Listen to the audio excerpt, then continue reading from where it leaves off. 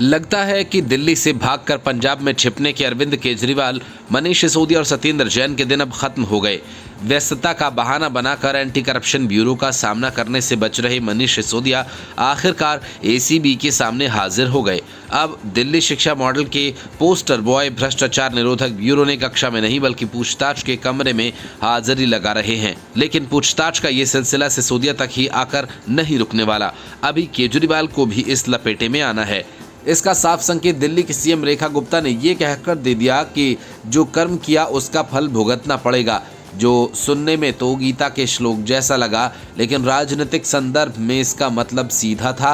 अब बारी है जेल यात्रा की।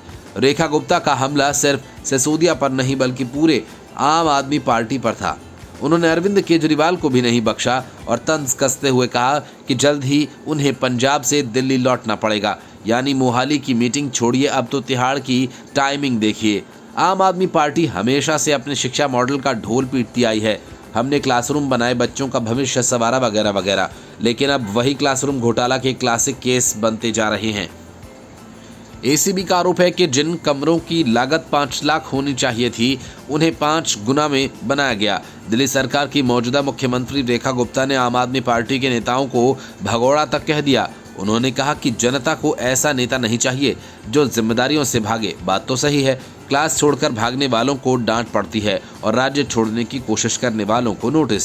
सिसोदिया और आम आदमी पार्टी कह रहे हैं कि ये सब राजनीतिक साजिश है, यानी हर बार की तरह फिर वही पुराना स्क्रिप्ट, हमें फंसाया जा रहा है। ये मोदी सरकार का षड्यंत्र है और हम ईमानदार हैं का राग। लेकिन इस बार फर्क ये है कि अब सिर्फ मीडिया ट्रायल नहीं, असली कोर्ट में हाजिरी लगानी पड़ेगी। और यहाँ न तो सोशल मीडिया का ट्रेंड चलता है और न ही प्रेस कॉन्फ्रेंस।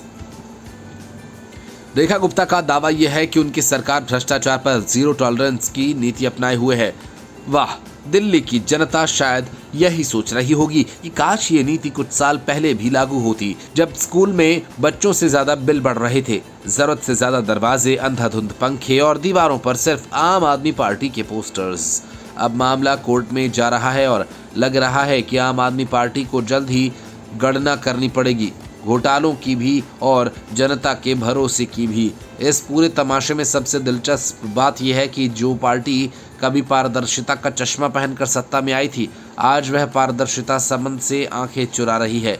जनता देख रही है, सवाल पूछ रही है और शायद इस बार जवाब देने के लिए प्रेस कॉन्फ्रेंस नहीं, कोर्ट की चार्जशीट ही काफी होगी।